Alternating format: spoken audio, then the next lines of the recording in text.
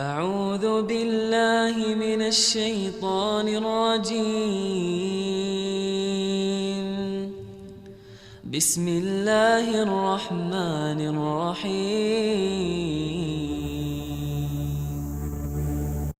Fawaid TV, sarana penuh faidah.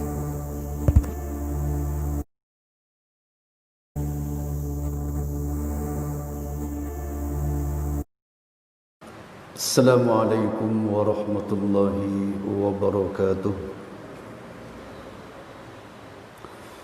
Innal hamdalillah nahmaduhu wa nasta'inuhu wa nastaghfiruh wa natubu ilayhi wa na'udzu bihi min shururi anfusina wa min sayyiati a'malina.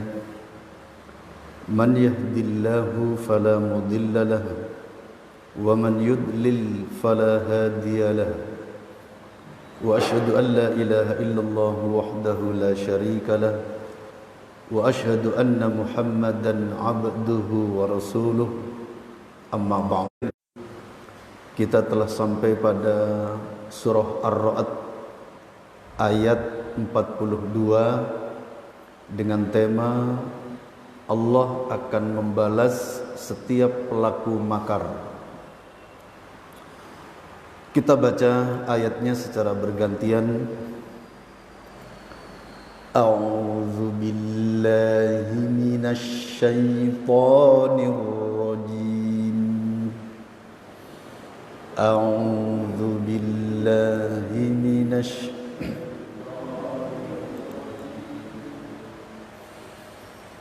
wa qad makara alladhina min qablihim falillahil makru jami'a wa qad makara alladhina min qablihim falillahil makru jami'a ya'lamu ma taksibu kullu nafsin wa saya'lamul kuffar ya'lamu ma taksibu kullu nafsin wa saya'lamul kuffar wa saya'lamul kuffar وَسَيَعْلَمُ الْكُفَّارُ لِمَنْ عُقْبَى الدَّارِ وَسَيَعْلَمُ الْكُفَّارُ لِمَنْ عُقْبَى الدَّارِ. Artinya,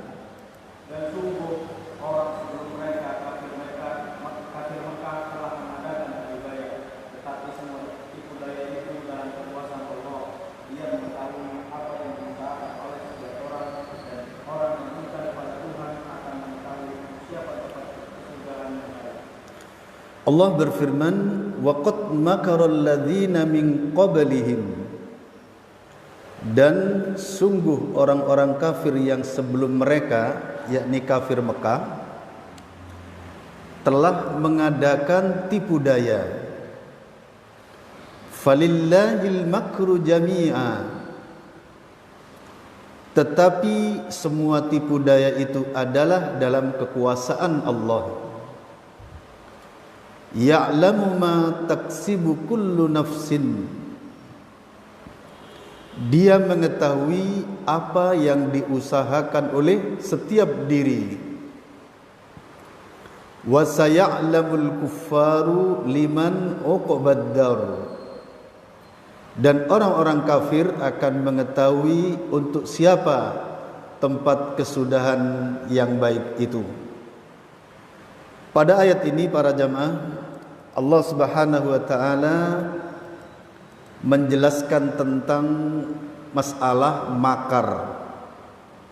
Makar kalau kita artikan yaitu tipu daya.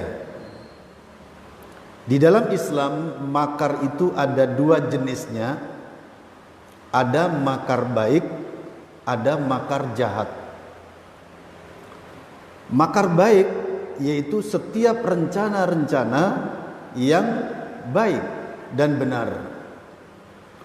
Termasuk dalam hal ini makar Allah. Allah menjadikan perintah-perintahnya dan larangan-larangannya. Allah memerintah dan melarang. Allah memberi balasan kepada orang-orang yang taat kepadanya, dan Allah memberikan balasan kepada orang-orang yang menyimpang dari ketaatannya. Inilah makar Allah. Apabila makar itu datang dari orang baik dalam rangka mengantisipasi kejahatan, maka makarnya makar baik. Apabila suatu makar itu datang dari orang jahat, misalnya rencana untuk menggagalkan pengajian misalnya. Nah, ini termasuk makar jahat. Pengajian kok dibubarkan gitu loh. Ini. Tapi apakah memang ada pengajian yang harus dibubarkan? Mungkin saja. Misalnya apa?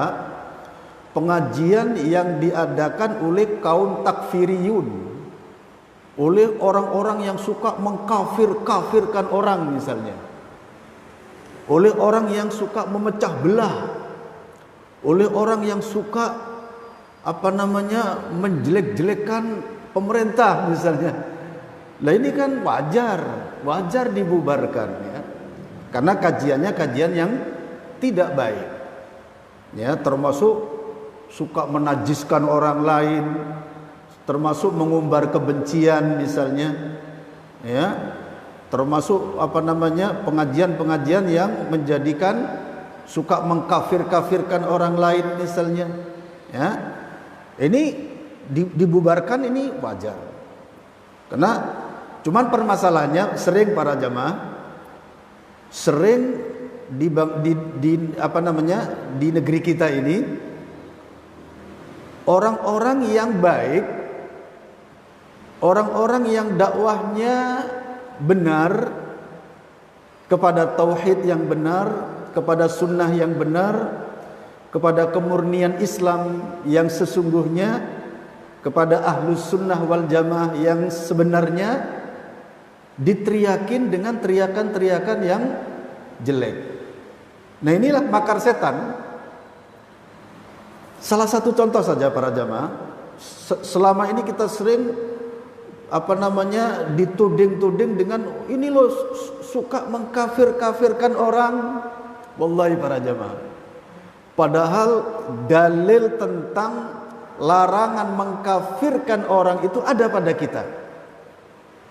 Ya, di mana di dalam hadis dikatakan barang siapa mengkafirkan saudaranya yang mana bukan termasuk di antaranya, faba'u bihi, maka kekafiran itu kembali kepadanya. Ya, orang muslim baik-baik dikatakan inti kafir misalnya, maka level kafir saat itu kembali kepada dirinya. Kalau mati dalam keadaan kafir. Permasalahannya yang terjadi begini para jamaah, dan ini makar setan sungguh luar biasa. Ketika kita ini menjelaskan tentang bahaya kafir, bukankah kafir itu memang berbahaya? Bahaya bagi keimanan.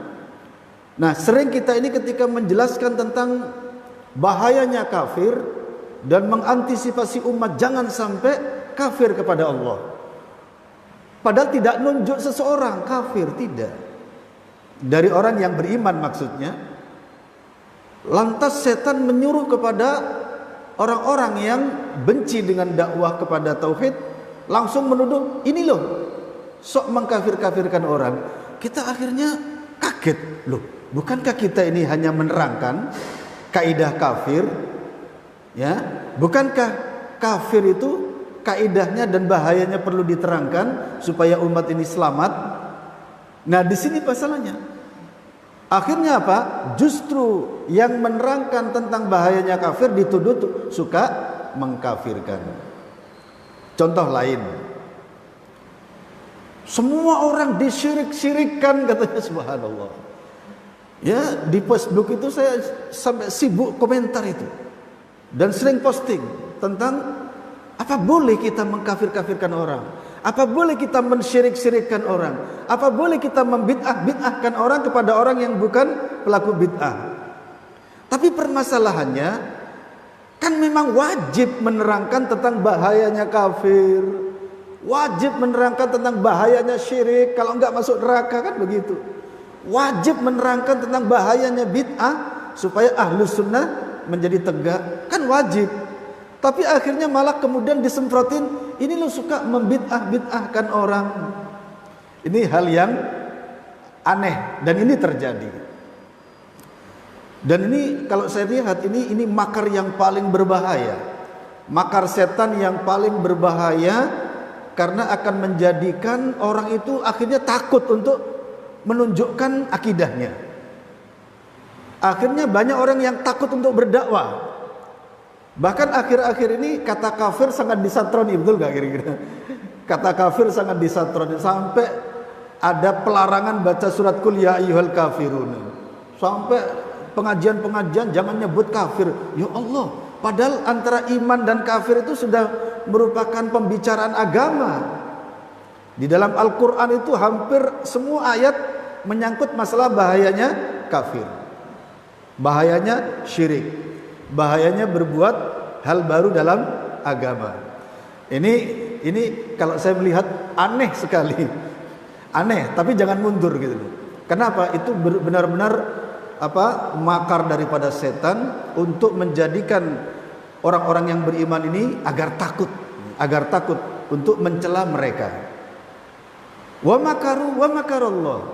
Mereka membuat makar, tapi ingat Allah juga punya makar.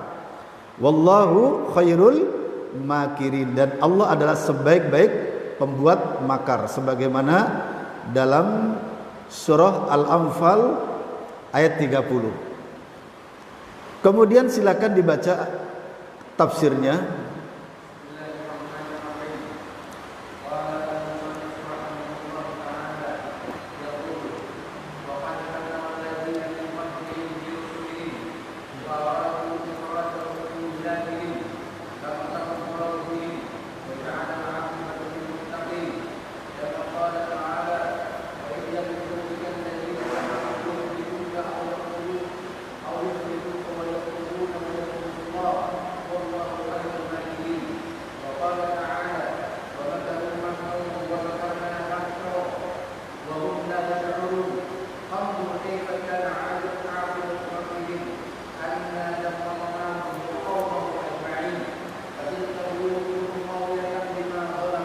Tayyib.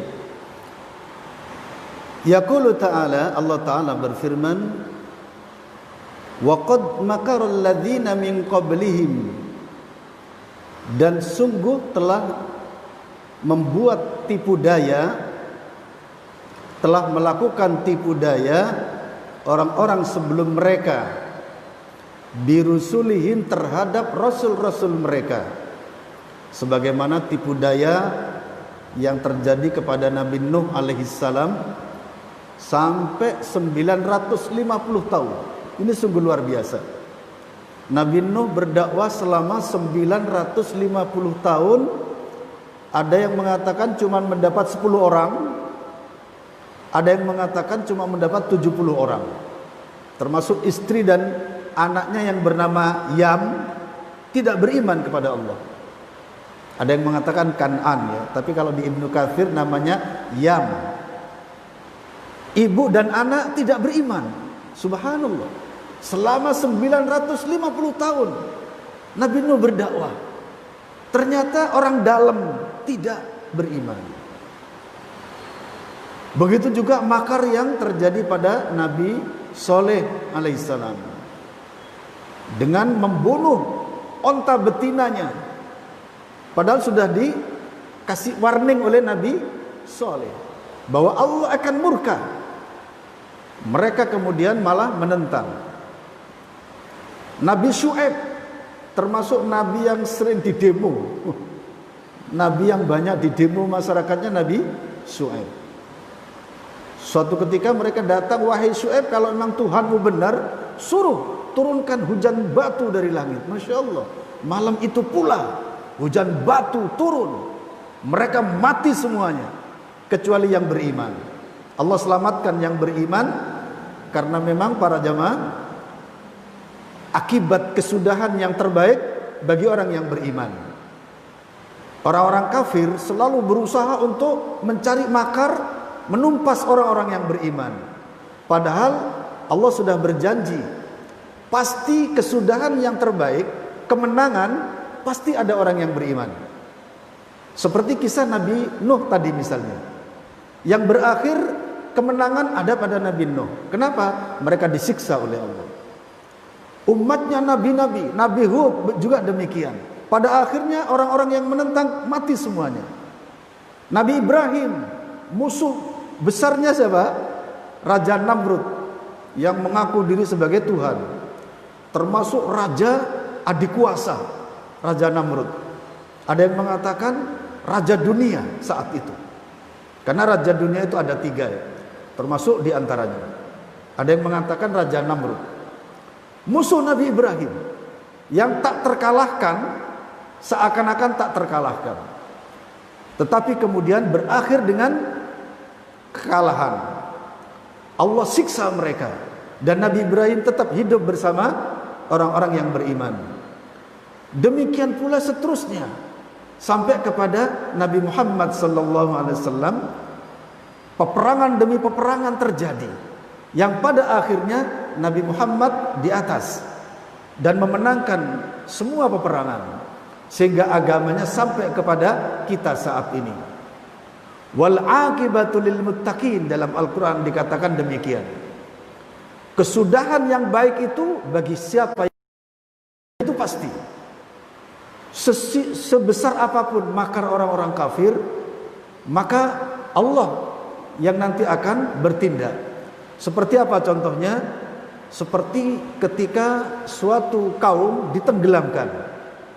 Di Indonesia misalnya sering terjadi gempa besar, tsunami, apalagi banjir, apalagi ujung-ujungnya ketika ditelusuri di daerah tersebut terjadi kemungkaran yang sangat berat, penyimpangan yang luar biasa. Dan itu sepanjang sejarah terjadinya kerusakan di negeri Indonesia ini. Setiap diteliti, kalau enggak tempat perjudian, tempat perzinaan dan lain sebagainya. Ya, kita masih teringat baru-baru ini di mana itu Tangerang apa itu ya, saat konser besar-besaran, lautnya dinaikkan. Kita masih teringat Palu. Ternyata di Palu yang kemarin ada tsunami itu, para jemaah, tsunami plus gempa itu. Kan saudara kita ada yang di sana ya, Mas Didin itu kan, bapaknya sekarang meninggal, semoga diterima amalnya, amin. Itu cerita itu. Jadi tanah itu seakan-akan bergulir begini. Jadi yang dibawa ke atas, yang di atas ke bawah, seperti itu. Ternyata ada yang mengatakan kejadian yang terjadi di Palu itu tempat kemaksiatan terbesar, sampai ada yang mengatakan bagaikan Las Vegas bagi Amerika. Las Vegasnya Amerika kata mereka. Perjudian, perzinaan dan macam-macam ada di situ. Ada di situ. Dan ketika mereka beraksi, Allah jadikan lautnya naik dan gempa. Ini semuanya sebenarnya sudah terjadi. Wal aqibatu lil muttaqin, dan kesudahan yang baik itu pasti bagi orang yang bertakwa. Sebagaimana pada surah Ar-Ra'd ayat ke-42 ini Allah mengatakan falillahil makru jami'a. Padahal milik Allah lah makar itu semuanya. Allah akan membalas gitu loh. Sebab apa? Ya'lamu ma taksibu kullu nafsin. Allah lah yang mengetahui perbuatan tiap-tiap orang. Di mana Allah akan membalas. Ketika baik balasannya baik, ketika jelek balasannya jelek. Dan pada ayat ini Allah katakan wasaya'lamu al-kuffaru liman uqbaddar. Dan orang-orang kafir itu akan mengetahui bagi siapakah kesudahan yang terbaik itu. Ini sudah difirmankan oleh Allah. Ya, sebenarnya kita kaum beriman yakinlah dengan ini, yakin. Tapi para jamaah, tetap kita tidak boleh berpangku tangan, kan begitu ya. Tetap kita harus berjuang. Kenapa? Karena orang kafir pun 24 jam berjuang. 24 jam orang-orang kafir dengan macam-macamnya, dengan berbagai macam tuhannya, mereka bersatu untuk apa? Untuk satu tujuan saja, yaitu meredup cahaya Allah, untuk mematikan cahaya Allah. Semua kekafiran itu. Silakan lihat pada surah Al-Anfal ayat 73. Anfal ayat 73, Allah Subhanahu wa taala berfirman, "Walladzina kafaru ba'duhum awliya'u ba'd illa taf'aluhu takun fitnatun fil ardi wa fasadun kabir." Artinya,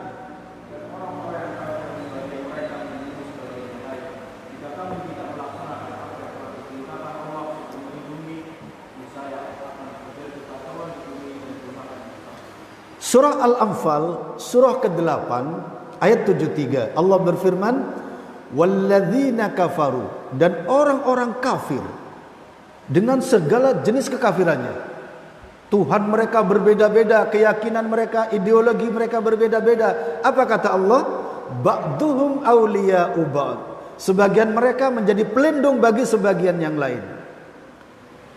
Kemudian warning dari Allah, peringatan dari Allah kepada kita yang beriman, illa taf'aluhu, jika kalian wahai orang-orang yang beriman tidak melakukan yang serupa, yaitu melakukan konsolidasi antar sesama muslim, memperkuat ukhuwah Islamiyah, jika itu tidak kalian lakukan, apa kata Allah? Takun fitnatun fil ardi, maka akan terjadi fitnah yang di muka bumi ini. Wa fasadun kabir, dan kerusakan yang besar. Sudah terjadi atau belum? Masya Allah, kita sudah sepertinya terinjek-injek ini. Umat Islam belum bangkit, apalagi setan tahu. Setan tahu, ya. Orang-orang kafir paling tahu bahwasanya ketika umat Islam bersatu tidak akan pernah bisa dikalahkan. Orang kafir sadar itu. Umat sejak dahulu kala mereka yakin ketika umat beriman itu bersatu tidak akan pernah dikalahkan. Seperti yang terjadi adanya perpecahan, seperti munculnya Syiah misalnya. Munculnya Syiah itu para jamaah adalah tipu daya dari perpaduan tiga kelompok. Perpaduan dari tiga kelompok. Kelompok Yahudi yang dikuasai oleh Umar, Mesir. Kelompok Nasrani di Romawi yang jatuh ke tangan Umar juga. Kelompok Majusi Iran, Persia, yang juga akhirnya jatuh kepada Umar bin Khattab, menjadi muslim saat itu. Nah, akhirnya tiga golongan ini bersatu untuk merusak Islam. Mereka sadar ketika umat Islam langsung berhadapan, maka mereka yakin tidak akan menang. Akhirnya mereka punya rencana untuk merusak Islam dari dalam dengan membentuk akidah tasayyuh. Akidah tasayyuh itu akidah yang pura-pura membela, pura-pura memihak keluarga Nabi, padahal mereka musuh gitu loh. Ini terjadi. Maka muncullah Abdullah bin Saba al-Yahudi. Abdullah bin Saba akhirnya pura-pura masuk Islam. Sebelum Abdullah bin Saba masuk Islam, para sahabat tenang, bersatu, tidak ada fitnah. Begitu Abdullah bin Saba masuk ke dalam Islam, mulailah ada fitnah. Sahabat satu dengan yang lainnya diadu. Tiba-tiba silih pendapat. tiba-tiba merasa tersinggung dan lain sebagainya. Kapan? Sejak munculnya Abdullah bin Sabah ini, yaitu dedengkotnya Syiah. Sejak itu pula umat Islam ini berpecah-pecah, termasuk munculnya kelompok Khawarij. Mereka tahu bahwa umat Islam ini kalau bersatu tidak akan pernah dikalahkan, tapi dipecah-pecah. Sampai hari ini pecahan-pecahan itu sulit untuk dipertemukan, sulit untuk dipersatukan. Kecuali siapa? Kecuali Allah Subhanahu wa taala yang akan mempersatukan.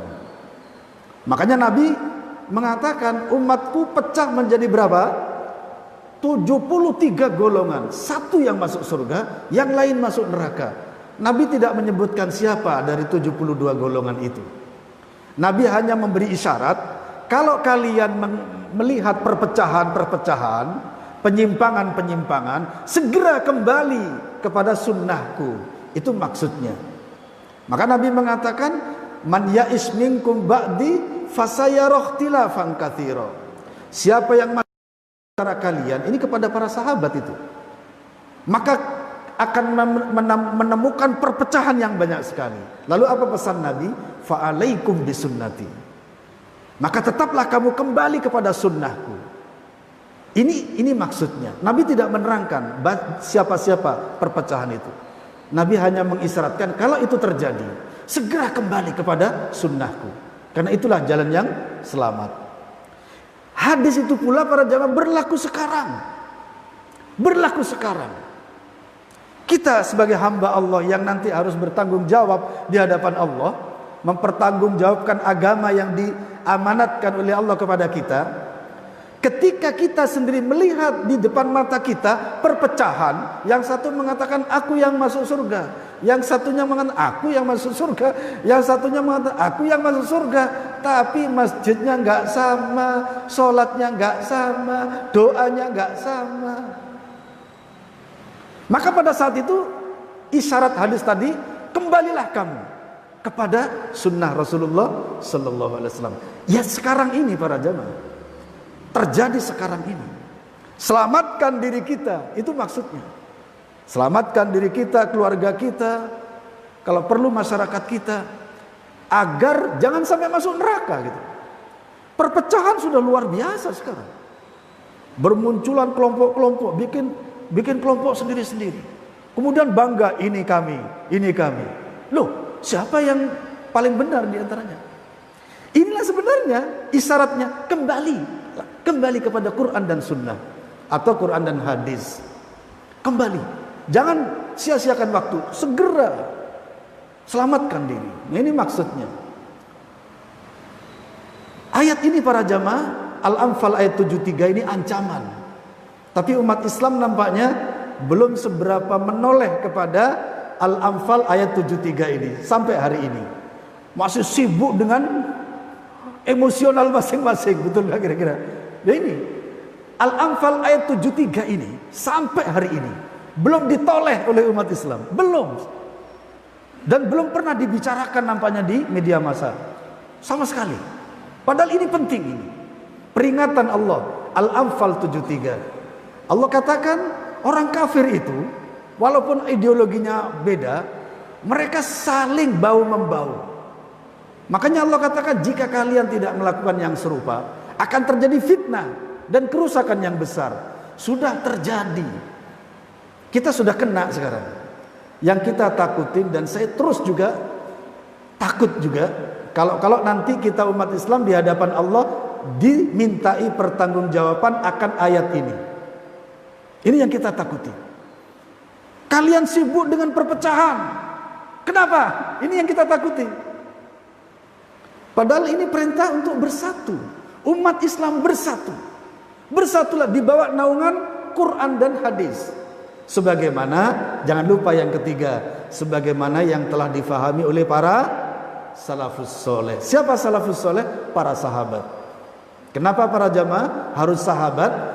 Karena Islam ini sampai kepada kita tidak mungkin dari Rasulullah langsung ke kita. Pasti melalui jalur para sahabat.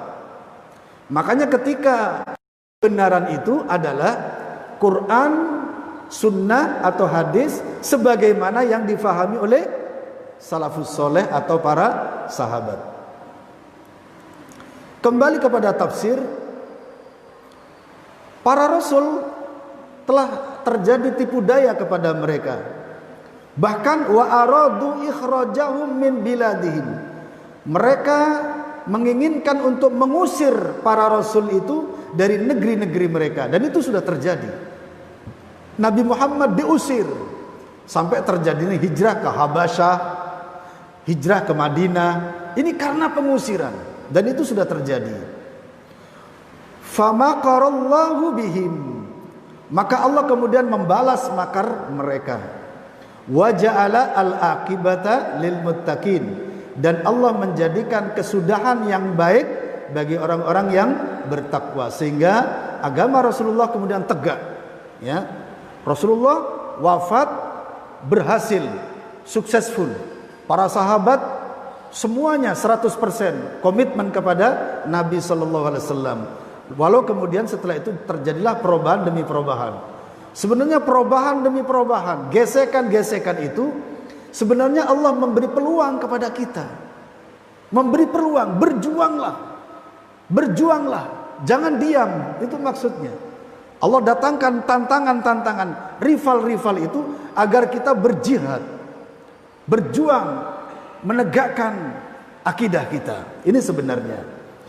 Ya, kita terus akan berusaha dan terus akan memberikan semangat insyaallah, karena memang pintu jihad itu masih apa? Masih terbuka lebar. Kemudian Allah berfirman dalam surah Al-Anfal ayat 30, silakan cari artinya. Di sini Allah berfirman, dan ingatlah ketika orang-orang kafir Quraisy memikirkan daya upaya terhadapmu untuk menangkap dan memenjarakanmu atau membunuhmu atau mengusirmu. Mereka memikirkan tipu daya dan Allah menggagalkan tipu daya itu. Dan Allah sebaik-baik pembalas tipu daya. Dan itu sudah terjadi para jamaah. Pengusiran, rencana pembunuhan terhadap Nabi, rencana untuk mengusir itu sudah terjadi kepada Rasulullah Sallallahu Alaihi Wasallam. Ini tafsir masih banyak, silahkan diadzani dulu.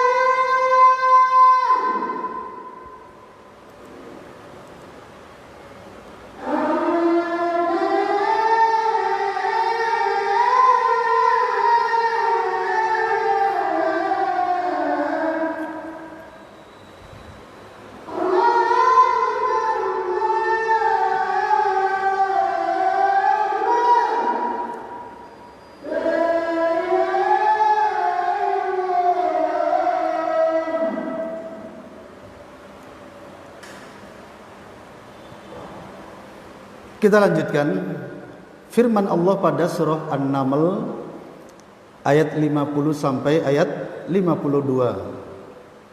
Allah berfirman, "Wa makaru makron wa makarna makron wa hum la yash'urun."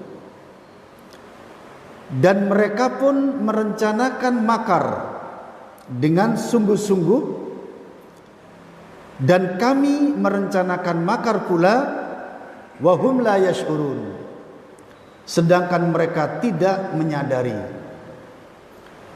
Fanzur kaifa kana akibatu makrihim, maka lihatlah bagaimana akibat dari makar mereka.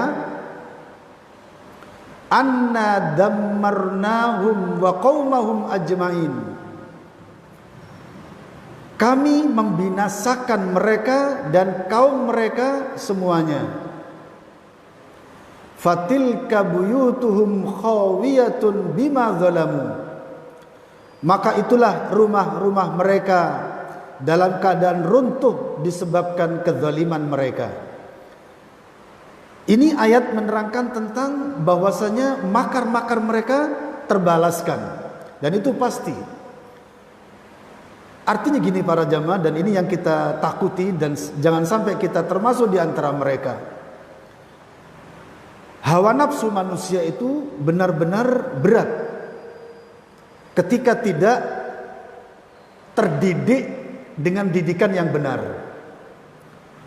Karena hawa nafsu manusia itu maunya ingin mengalahkan Allah. Nah ini, padahal Allah Tuhannya gitu loh. Allah itu Tuhan alam semesta. Lahu mulkus samawati wal ardh, baginya kerajaan langit dan bumi ini. Tapi nafsu manusia yang kafir bahkan menantang Allah. Betul lah kira-kira. Sampai di Facebook itu saya coba iki dijawab tuh seperti gimana, nggak dijawab gimana. Iya, orang-orang bikin akun terus ditulis di mana Allah gitu. Mau tak perang. Ada juga sampai mau tak injek-injek itu. Subhanallah para jemaah. Nafsu manusia bergelora, padahal Allah adalah Tuhannya dan tidak mungkin bisa mengalahkan Allah. Manusia sekuat apapun tidak mungkin bisa mengalahkan Allah. Tapi manusia yang menantang Allah, bahkan sampai ingin membunuh Allah, menginjak-injak Quran, menghina, mengencingi ayat-ayat sucinya, Masya Allah. Mereka tidak sadar siapa dirinya gitu. Pasti hancur gitu loh. Pasti hancur. Manusia yang tidak beriman kepada Allah, apalagi menentang, pasti hancur. Dan ini mereka tidak sadar. Ini kalau saya lihat bahwa hawa nafsu itu berat para jamaah. Berbahaya ketika tidak dididik dengan baik. Para ulama salaf diantaranya ada yang mengatakan bahwasanya sebenarnya hawa nafsu itu adalah anugerah dari Allah. Dengan hawa nafsu manusia punya selera, punya harapan, punya semangat. Hawa nafsu sebenarnya anugerah. Kalaulah dididik dengan baik, maka sebenarnya hawa nafsunya lah yang membawa dirinya masuk surga. Karena dengan semangatnya dia istiqomah, beribadah, berjuang dan lain sebagainya. Masuk surga. Kenapa? Semangat hawa nafsunya tinggi. Tetapi ketika hawa nafsu tidak dididik dengan baik dan benar, itulah kehancuran. Sampai di dalam surah Al-Anfal ayat 179 para jamaah. Surah Al-Anfal 100, surah Al-A'raf 179. Silakan dilihat ayatnya. Tentang ketika manusia itu sudah rusak. Seperti apa kata Allah? Allah menyatakan, A'udzu billahi minasy syaithanir rajim. Wa laqad dzara'na li jahannama katsiran minal jinni wal ins.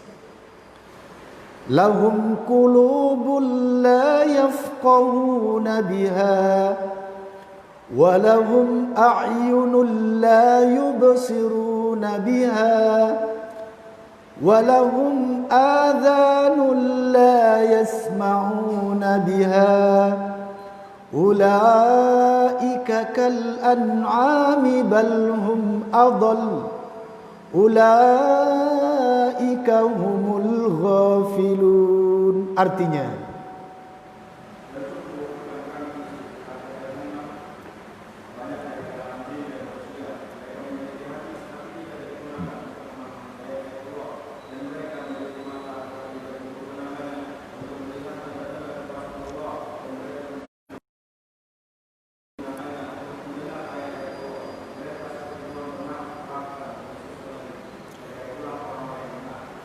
Allah menyatakan walaqad dara'na li jahannama katsiran minal jinni wal ins.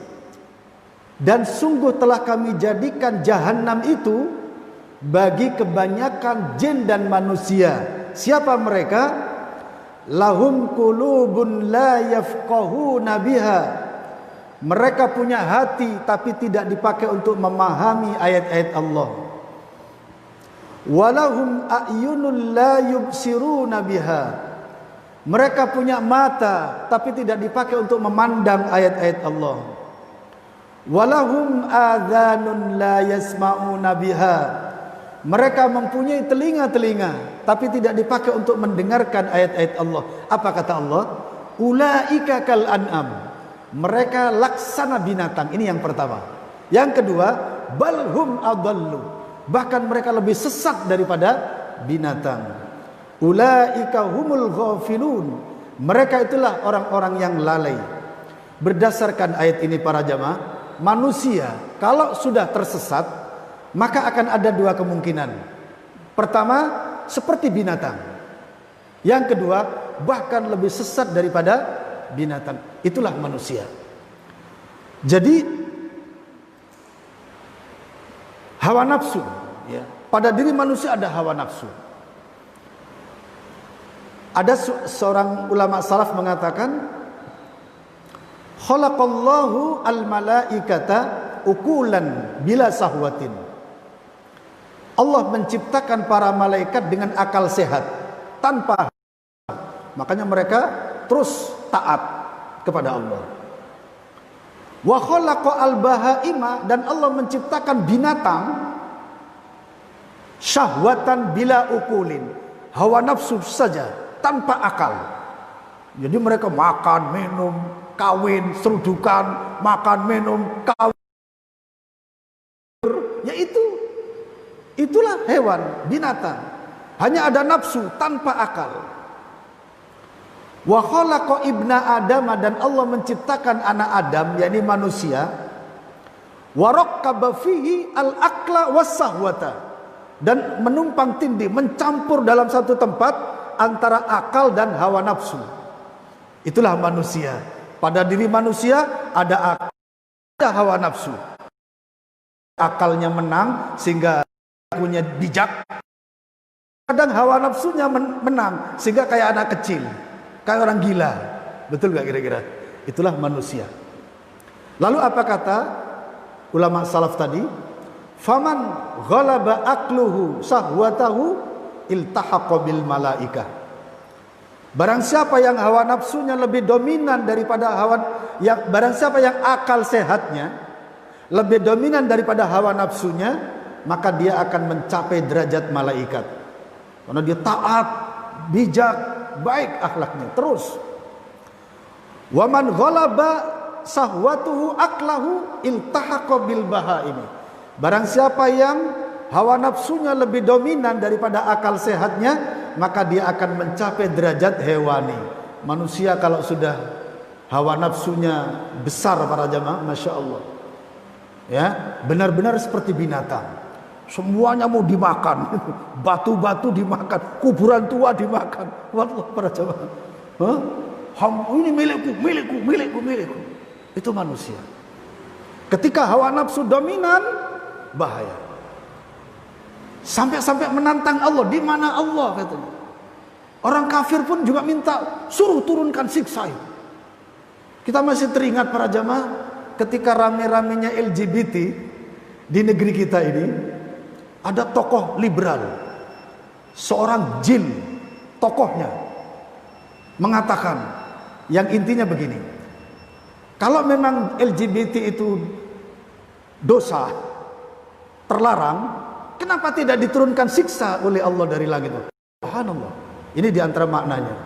Jadi kalau sudah disiksa baru tahu bahwa itu salah gitu. Wallahi para jamaah. Tidak para jamaah.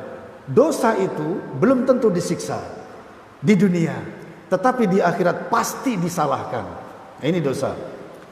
Kemudian berikutnya dibaca wa qauluhu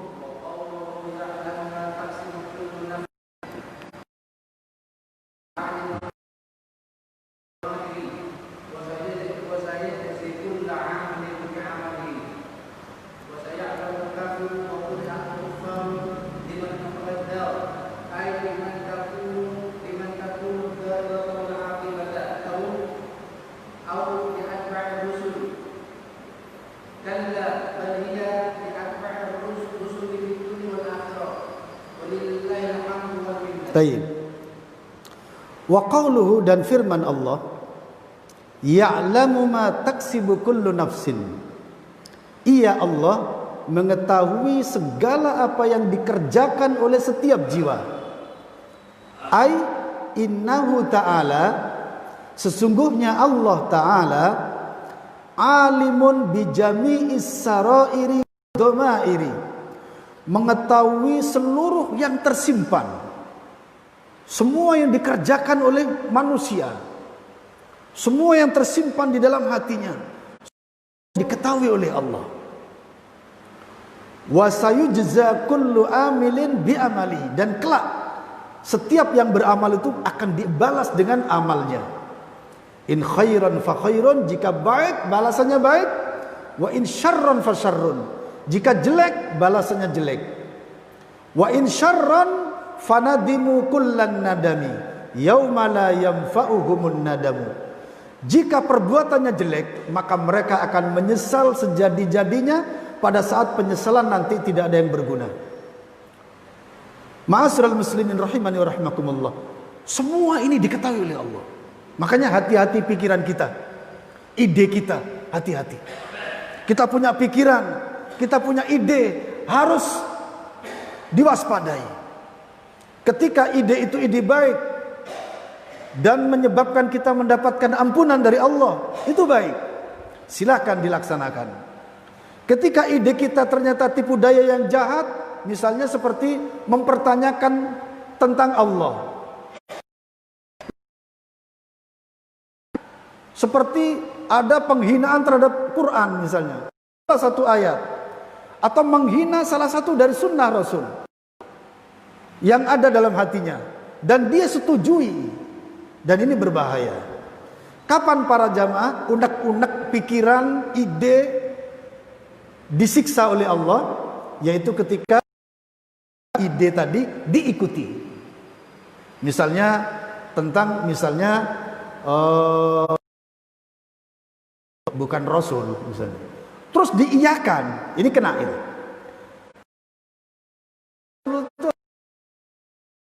Dia tahu ini setan yang datang, lalu kemudian dilawan. Tidak berbahaya. Tapi para jamaah, biasakan diri kita ini tidak terlalu banyak berpikiran yang aneh-aneh.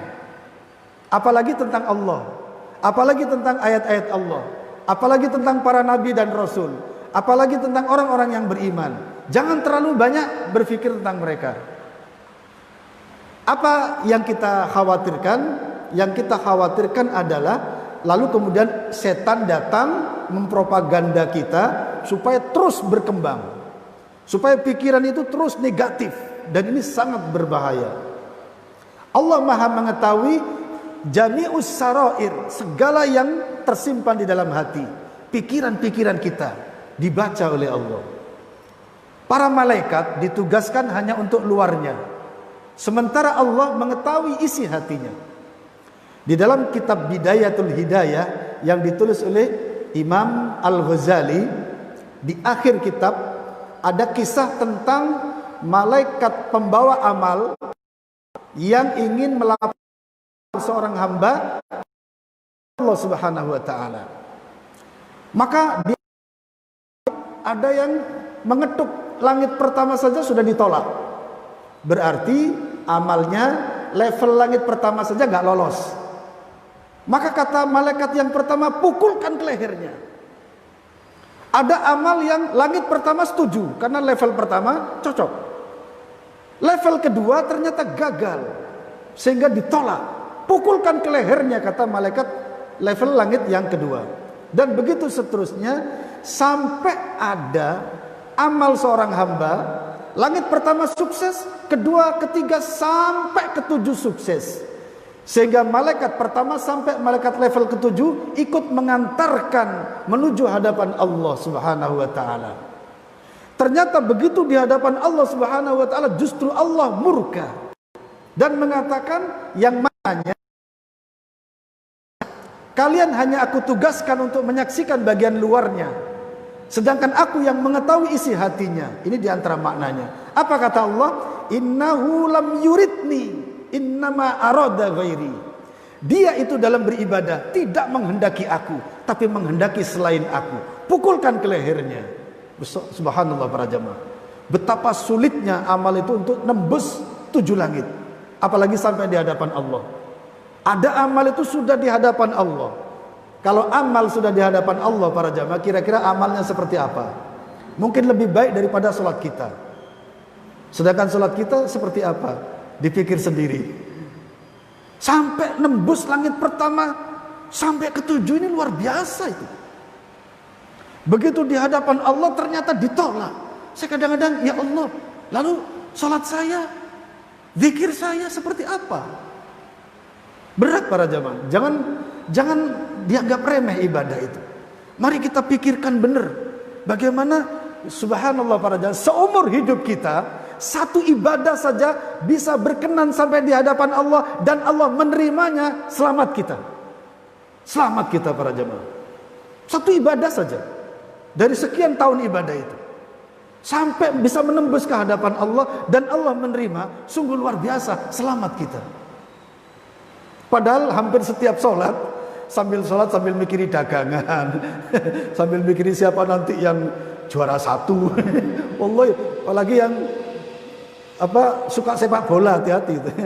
Mesti pikirannya nanti penalti kena siapa? Penalti. Sampai rakaat terakhir penalti. Hah? Bisa tembus gak ke langit ketujuh? Mayungkin. Gak mungkin. Gak mungkin para jemaah. Ini luar biasa. Allah Maha mengetahui jami'us syara'ir wad dhamair. Segala wa sayujza kullu amilin bi amali.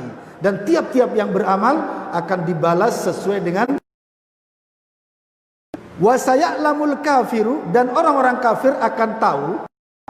Wa quri'a, yang mengatakan al-kuffar liman uqbad, siapa kesudahan yang baik. Ai liman takunud dairatu wal akibatu, orang kafir itu pasti akan tahu pada akhirnya bagi siapakah sebaik-baik akibat itu, kesudahan itu. Lahum auli atba'ir rusuli, bagi merekakah kesudahan yang baik itu, kemenangan itu? Kalla, sekali-kali tidak, kata Ibnu Katsir. Bal hiya li atba'ir rusuli, bahkan kemenangan, kesudahan yang baik itu pasti bagi para pengikut para rasul. Fid dunya wal akhirah, baik di dunia maupun di akhirat nanti. Walillahil hamdu wal minnah, hanya milik Allah lah segala puji dan segala anugerah.